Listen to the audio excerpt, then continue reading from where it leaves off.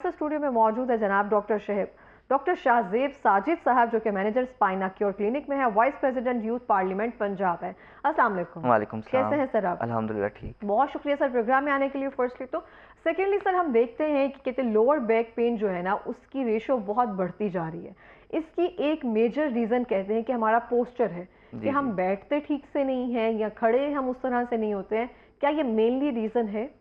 देखिए मैम, इसमें सबसे पहली चीज़ तो ये है कि दो तरह की रीज़न्स हैं। ओके डीजेनरेटिव चेंजेस जो आती हैं वो एज के साथ साथ बूढ़ों के अंदर आ जाती हैं। ओके और उसके साथ साथ ये है कि जो यंगस्टर्स हैं आजकल बहुत ज़्यादा इस चीज़ की शिकायत कर रहे हैं ओके कि हमारे अंदर लो बैक पेन आ रही है। वो क्यों आ रही है? बेसिकली आजकल आईटी का जिस तरह एरा है, बहुत ज़्यादा यंगस्टर्स हमारे लैपटॉप और कंप्यूटर का यूज़ करते हैं।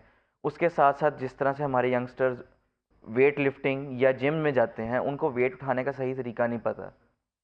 तो बेसिकली होता ये है कि वेट गलत उठाने की वजह से काफ़ी ज़्यादा प्रेशर आता है बैक के ऊपर। जब वो प्रेशर ज़्यादा आता है तो हमारे वर्टिब्रा में स्पेस इंक्रीज़ होती है पुल होने की वजह से, जिसकी वजह से डिस्क जो होती है उसके स्लिप होने का खदशा होता है। तो basically low back pain start होती है। अब इसमें मैं थोड़ा सा इंक्लूड ये करता जाऊँ कि लो बैक पेन की भी आगे डिफरेंट कैटेगरीज हैं। ओके उन कैटेगरीज के अंदर कुछ पेन ऐसी है जो सिर्फ आपकी एक पेन पॉइंट लो बैक के अंदर हो रहा है पेन। कुछ कैटेगरीज के अंदर ये होता है कि आपकी जो पेन है वो रेडिएट करती हुई लेग्स के अंदर जा रही हाँ, है टांग से और पाँव अंगूठे तक की जाती तरफ। है। हाँ। उसके अंदर कुछ कैटेगरीज में सिर्फ हिप तक जाती है, कुछ कैटेगरीज में आपके पाँव के टखने तक, नाखून तक भी पेन जाती है, पाँव सुन्न होते हैं। अब इसको डिफ्रेंशिएट कैसे करते हैं? हमारे पास पेशेंट आता है सिर्फ लो बैक की शिकायत के साथ, हम डिफरेंट टेस्ट परफॉर्म करवाते हैं।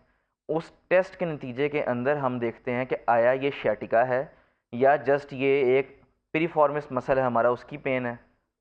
देन हम इसका आगे जो है वो ट्रीटमेंट स्केड्यूल करते हैं। सही। अच्छा, जैसे आपने कहा ना कि हम पहले इसको बाकायदे से हम कह सकते हैं तशखीस की जाती है, जी फिर जी इसकी मेडिसिन वगैरह प्रोवाइड की जाती है कि मेनली कौन सी कैटेगरी में ये दर्द जो है ना बिल्कुल। वहाँ पे फॉल कर रही है। अब बहुत सारे लोग हैं, उनको शायद अभी sciatica जैसे आपने कहा वो स्टार्ट नहीं हुआ होता, जैसे एक मसल पुल हो गया, यहाँ पे जैसे बिल्कुल। आपने कहा पोस्चर गलत है या कुछ वेट जो है आपने गलत तरीके से उठा लिया, उसकी वजह से वो पेन स्टार्ट हो जाती है और फिर हम उसकी बाद पेन किलर्स पर चले जाते हैं बगैर किसी तशखीस के, बगैर किसी एक्सरे, बगैर बिल्कुल। किसी टेस्ट के।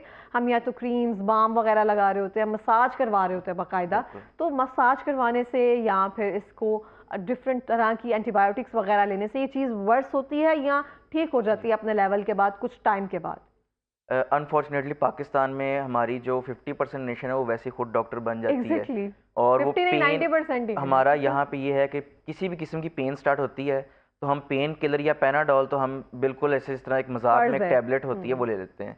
सो बेसिकली जब पेशेंट इवेंचुअली डॉक्टर के पास आता है तो वो वर्स कंडीशन में ही आता है।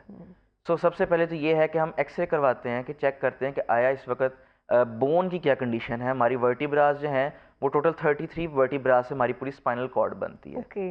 एक एक वर्टिब्रा एक दूसरे के साथ इंटरलिंक्ड है। अगर एक्सरे के अंदर हमें डिटेल क्लियर हो जाती है, well and good. Otherwise we move towards the MRI. MRI हमें कंफर्म कर देता है कि आया एग्जैक्टली। इसकी वजह से हमारा स्पाइनल कॉर्ड की जो नर्व्स ब्रेन से आ रही हैं वो उन पे प्रेशर आ रहा है या नहीं आ रहा। Basically sciatica is a nerve जो हमारी लो बैक से स्टार्ट होकर हमारी पाँव तक जा रही है। बिल्कुल तो अगर तो डिस्क की कंप्रेशन की वजह से वहाँ पे प्रेशर आ रहा है तो वो शैटिका है। अदरवाइज वो एक लोकलाइज्ड मस्कुलर पेन है जिसके लिए फिजियोथेरेपी ट्रीटमेंट मौजूद है। सही। जैसे कि हम एक टाइम तक एक जगह पे बैठे रहते हैं, जैसे कि मैं बिल्कुल। अपनी बात कर रही हूँ, उसके बाद जो आपकी हल्की सी पेन स्टार्ट हो जाती है बिल्कुल। कमर में, जिसे हम लोअर बैक पेन कह सकते हैं। उसके बाद या फिर बहुत सारे लोगों का काम या जो भी ऐसे होती है, उनको 8 से 10 घंटे सेम जगह बैठना पड़ता है। उसके बाद उनकी लोअर बैक जो है ना वो उस तरह से मुतासर रहती है। उनको क्या करना चाहिए? कौन से ऐसे पोस्चर या फिर कौन क्या ऐसा करना चाहिए जो वो ठीक रहे? जी, सबसे पहले तो मैं अपने व्यूअर्स को ये बताना चाहूँगा कि देखिए जिस पोजीशन में इस वक्त मैं बैठा हूँ, जब भी प्रोलॉन्ग सिटिंग आपने करनी हो, आपकी जो हिप बोन है वो बिल्कुल बैक रेस्ट के साथ होनी चाहिए और आपकी बैक स्ट्रेट होनी चाहिए। जहाँ पे भी आप बैठे जी हैं उसके साथ बिल्कुल। टच होनी जी चाहिए। बिल्कुल। ओके। इससे क्या होगा, आपकी बैक बोन का पोस्चर अलाइन हो जाएगा। जब पोस्चर उसका अलाइन हो जाएगा तो आपकी बैक बोन का एक कर्व पोजीशन है वो मेंटेन रहेगी। अदरवाइज क्या होता है, हम रेस्ट पोजीशन में टांगे ऊपर करके या ऑफिस पोजीशंस में चेयर पे टांगे रख के बैठ जाते हैं।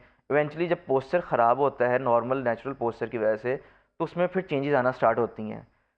एक दो दिन में चेंजेस नहीं आती हैं। प्रोलॉन्ग सिटिंग है, जिस तरह एक आपकी ड्यूटी है या कोई भी ऑफिस वर्कर है वो 8 और 9 घंटे की डेली शिफ्ट कर रहा है, तो ऑब्वियसली 1 साल, 2 साल, 3 साल, 4 साल बाद उसको पेन आना स्टार्ट होती है। होती है। 1 साल वो पेन बर्दाश्त करता है और फिर डिफरेंट तरह के टोटके इस्तेमाल करने के बाद वो डॉक्टर के पास एक वर्स कंडीशन में आ जाता है कि जी ये अब इशू बन गया है। सही है, बिल्कुल बिल्कुल दुरुस्त आप फरमा रहे हैं, इस तरह सही है, क्योंकि जब वर्स कंडीशन होती है तभी हम बिल्कुल डॉक्टर्स का रुख करते हैं, नहीं तो तब तक हम खुद तो डॉक्टर हैं ही ऑब्वियसली। बिल्कुल अच्छा, हम देखते हैं स्पेसिफिकली कुछ लोगों को मोहरों का दर्द जो है ना, वो कहते हैं बड़ा वर्स होता है, क्योंकि हमारे जिस्म का सारा बॉडी जो है ना वो लैग यूज पे कर रही होती है, जो आपकी हमारी रीढ़ की हड्डी है।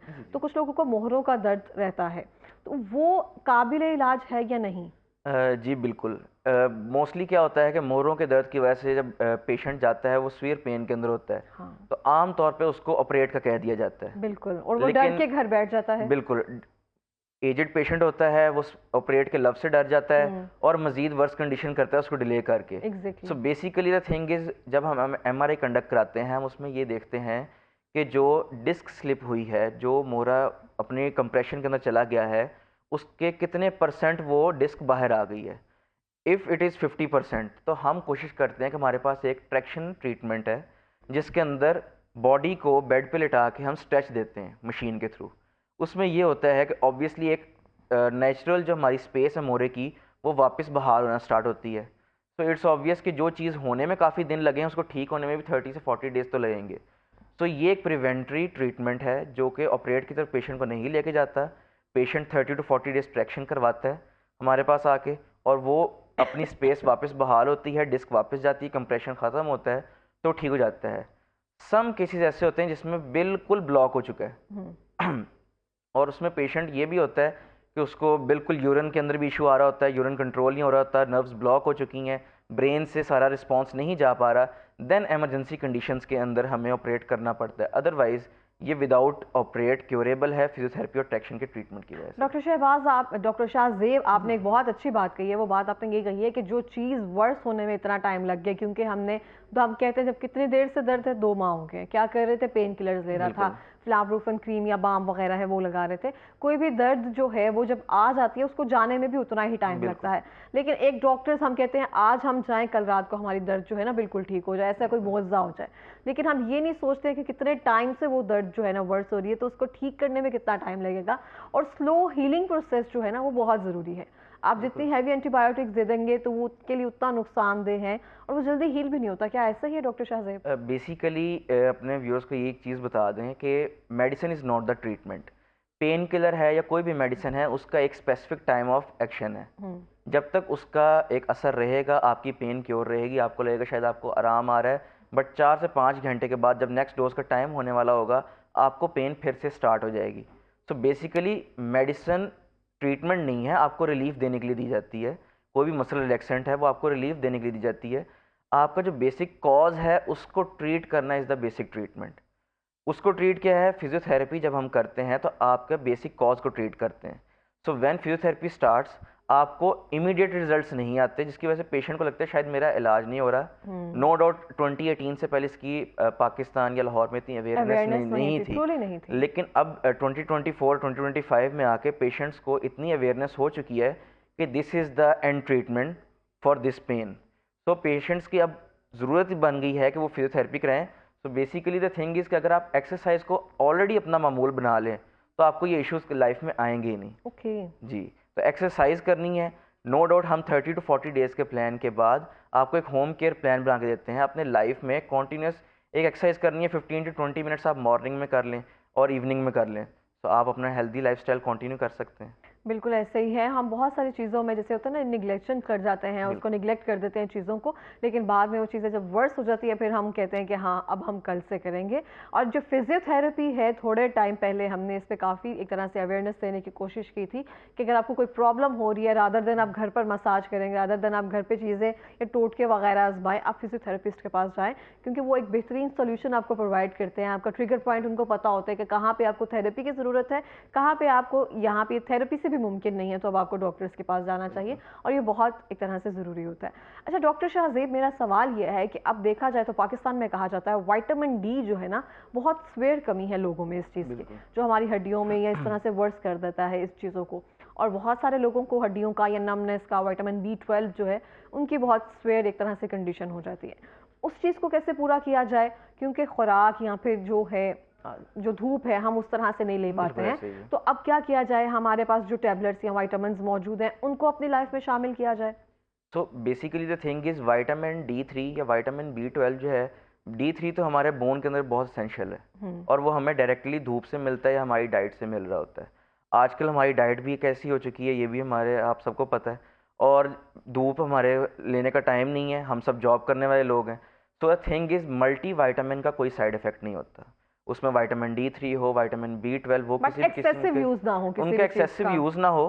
बट ये विटामिन D3 उसका अगर आप इंजेक्शन यूज़ करते हैं 15 डेज में वंस आप यूज़ कर सकते हैं। सनी विटामिन डी, इंट्रोप या इस तरह बिल्कुल से जो है। इंड्रॉप डी है, सनी डी है। इसके अलावा आप विटामिन B12 की टैबलेट जो है, मोस्टली फीमेल्स जो है हमारी, उनमें बहुत ज़्यादा ये बोन डेंसिटी का इशू आता है। रिसेंट मेरा जी, हुआ था। आफ्टर 30s हमारी फीमेल्स के अंदर ऑस्टियोप्रोसिस की शिकायत बहुत ज़्यादा है, उनको घुटनों में, जॉइंट्स में बहुत ज़्यादा पेन आती है कैल्शियम की डेफिशिएंसी की वजह से। तो आई थिंक उसके लिए CAC है, बहुत अच्छी एक टैबलेट है जिसको आप ट्वाइस अ डे वाटर में डिज़ोल्व करके पी सकते हैं, और आपकी ये बॉडी कंजप्शन है, अगर इसकी डेफिशिएंसी मुसलसल रहेगी तो आपकी बोन डेंसिटी मज़ीद कम होती जाएगी, बोन्स पोरस होंगी, और इवेंचुअली क्या होता है, हमारी फीमेल जो हमारी माएँ 40s की 50s की एज में चली जाती हैं, इवेंचुअली वो नी रिप्लेसमेंट्स करवा रही हैं, उनके घुटने के ऑपरेट हो रहे हैं, उनकी हिप बोन का ऑपरेट हो रहा है। तो पहले ही एहतियात अगर कर ली जाए और पहले ही इस चीज़ की तवज्जो दे ली जाए तो इस इशू की तरफ नहीं जाया जाए। बिल्कुल इस तरह से है, लेकिन हम उसकी तरफ जाना चाहते हैं, हम उसके नेग्लिजेंस जो है वो बिल्कुल हम अपने सामने रखते हैं, और उसकी तरफ एक तरह से वो बहुत सारी चीज़ें हैं जो अपनी लाइफ में एक तरह से इंक्लूड रखते हैं। अच्छा, जैसे हमने बात की अभी विटामिन C जो है वो हमारे लिए ज़रूरी है, विटामिन D या B12 जो भी हैं, ये सारे विटामिन जो है हमारी उसके लिए ज़रूरी है, लेकिन उससे बेहतर ये है कि आप उस पर कोई टिप्स वगैरह देना चाहेंगे कि कौन सी ऐसी कोई एक्सरसाइज या कौन सी ऐसी चंद टिप्स है जो हम अपने जहन में रखें कोई भी काम करने से पहले, उठने और बैठने से पहले, कि कोई तरीकाकार ऐसा हो? सबसे पहले तो मैं ये कहना चाहूँगा कि आप अपने नॉर्मल डेली लाइफस्टाइल को एक तरह से प्लान करें, अलाइन करें। ओके। आप अपने डे का स्टार्ट जो है वो एक्सरसाइज से करें। अगर आपका डे का स्टार्ट एक्सरसाइज से हो रहा है तो आपका सारा दिन एक बहुत अच्छा जाने वाला है। क्यों? आपके मसल्स को स्ट्रेच आया है, आपके मसल्स वार्म अप हो गए हैं, you are good to go to do a hard work for whole day. Then इसके अंदर आप अपने पोस्चर का सारा दिन ख्याल रखें। जब आपको लगे आपको थक गए हैं, स्ट्रेचिंग की प्रोलॉन्ग अगर ज़रूरत आपकी है। सिटिंग है, आप थोड़ी सी अपने ऑफिस में वॉक कर लें, फिर आके बैठ जाएं। 1 घंटे बाद फिर 5 मिनट की वॉक की दोबारा आके बैठ गए। प्रोलॉन्ग स्टैंडिंग वाला अगर किसी का काम है तो अगर वो 1 डेढ़ घंटा खड़ा हुए काम कर रहा है, थोड़ी देर के लिए 5-10 मिनट के लिए बैठ जाए, फिर दोबारा से काम स्टार्ट कर ले। क्योंकि किसी भी किस्म की प्रोलॉन्ग सिटिंग हो, प्रोलॉन्ग स्टैंडिंग हो, हम मसल को प्रेशराइज कर रहे हैं। सेकेंडरी, अपनी डाइट को अच्छा करें। अगर आपका डाइट अच्छी है, आपको बॉडी में कैल्शियम जा रहा है, विटामिन B12 जा रहा है, विटामिन D3 जा रहा है, देन आपको किसी चीज़ की डेफिशिएंसी नहीं हो रही। बट इवेंचुअली हमारी डेली डाइट में फ्रूट्स नहीं है, हमारी डेली डाइट में वेजिटेबल्स नट्स नहीं नहीं है, है। नट्स नहीं है, अभी विंटर्स हैं, ड्राई फ्रूट्स नहीं है। तो इवेंचुअली इन सारी नेचुरल चीज़ों को जब हमने छोड़ दिया है तो हमें डेफिशिएंसीज हो रही हैं। हम ज़्यादातर डाइटरी फाइबर्स और हम चिकन की तरफ ज़्यादा चले गए हैं, जो इवेंचुअली हमारी बॉडी को वीकर वो एंड भी वीकर तला करता हुआ जा रहा है। फ्राई, बिल्कुल, बिल्कुल इस तरह फ्राइड से। चीज़ों का कम से कम इस्तेमाल करें और जितना हो सके घर की बनी हुई चीज़ें इस्तेमाल करें, ताकि आपका डाइट भी बेहतर रहे और आपकी बॉडी लाइफस्टाइल और आपकी फिजिक भी बेहतर है। सही। अच्छा डॉक्टर शाहजेब, आप देखते होंगे, मैंने खुद भी ये चीज़ फेस की है, जब भी हम कुछ नीचे से उठाने लगते हैं ना तो हम सारा वजन जो है ना अपनी टांगों पर या घुटनों पर डालकर उसको उठा बिल्कुल लेते हैं, अपना पोस्टर हल्का सा बेंड नहीं करते हैं। मैंने ये सीखा अभी बिल्कुल रिसेंटली, मुझे इससे बहुत प्रॉब्लम हुई थी कि आपने डायरेक्ट झुक कर ना कोई चीज़ उठा ली है तो उसकी वजह से आपकी कमर पर बहुत ज़्यादा एक तरह से बोझ आ जाता है, स्ट्रेच आ जाता है। तो उसके लिए क्या ये ठीक है कि आपको पोस्टर थोड़ा चेंज करना होता है या आपको थोड़ा सा बेंड होना पड़ता है कुछ भी उठाने के लिए? जी, ये अच्छा क्वेश्चन था कि इसमें एक अच्छी चीज़ ऐड हो जाएगी। कभी भी नीचे से झुक के चीज़ उठाने के लिए आपने खुद को नहीं झुकाना, पहले नीचे बैठना है, एग्जैक्टली। उस चीज़ को हाफ आपने सिट ग्रैब करना है, करना हाँ। है, देन आपने खड़े होना है। इसकी परफेक्ट एग्जांपल होगी, हम वेट लिफ्टर्स को देखते हैं या हम एथलीट्स को देखते हैं जो वेट लिफ्ट करते हैं ओलंपिक्स में जाके। वो सबसे पहले बैठते हैं, बार को ग्रैब करते हैं, देन बार के साथ वो खड़े होते हैं, वो झुक के बार नहीं उठाते। हाँ। अब होगा क्या, जब आप बिल्कुल झुक के चीज़ उठाएंगे तो सारा वेट आपको ज़मीन की तरफ खींच रहा है, तो इवेंचुअली आपकी पूरी कमर बैक पे। की तरफ पुल आएगा। जब पूरी बैक की तरफ पुल आएगा, जो स्टार्ट में मैंने बात की कि आपके वर्टिब्रा की एक स्पेसिफिक स्पेस है, वो स्पेस इंक्रीज करेगी। जब इंक्रीज करेगी तो आपकी डिस्क के बाहर आने का खतरा मजीद खदशा बढ़ हो जाता, जाएगा। बिल्कुल इस तरह से जी ही है। बहुत शुक्रिया आपका। लास्ट मिनट है हमारे पास, कोई पैगाम देना चाहेंगे? जी, अपने व्यूज़ को ये पैगाम देना चाहूँगा कि हम एटलीस्ट अपनी डेली लाइफस्टाइल में एक्सरसाइज को ज़रूर ऐड करें और जैसा कि पहले कहा है कि अपनी डाइट को बेहतर करें। इन 2 चीज़ों को ऐड करने की वजह से आप अगर 24/7 अपनी नींद अच्छी ले रहे हैं, डाइट आपकी अच्छी है, एक्सरसाइज कर रहे हैं, तो आप एक अच्छा लाइफस्टाइल गुजार सकते हैं विदाउट एनी पेन। बिल्कुल इस तरह से है। बहुत शुक्रिया डॉक्टर शाज़िया प्रोग्राम में आने के लिए, क्योंकि मेजर अवेयरनेस है जो देने की ज़रूरत होती है और आप लोगों के तवज्जुह से ही हम दे सकते हैं। Thank you so much for coming in the programme.